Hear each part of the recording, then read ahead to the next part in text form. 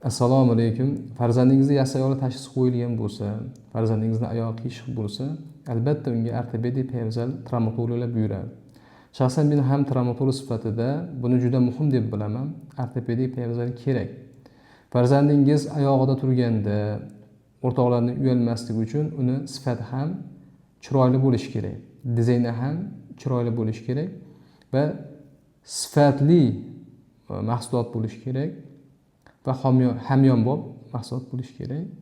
Sizlarga o'zimizda Beshariq tumanida Pokiza klinikasida bu poyabzalga zakaz berish imkoni bor, buyurtma berish imkoni bor. Men o'zim razmerlarni o'lchab sizlarga yasatib beraman. Bitta tovarimiz mana yana yetib keldi. Sifatiga baho berishingiz mumkin.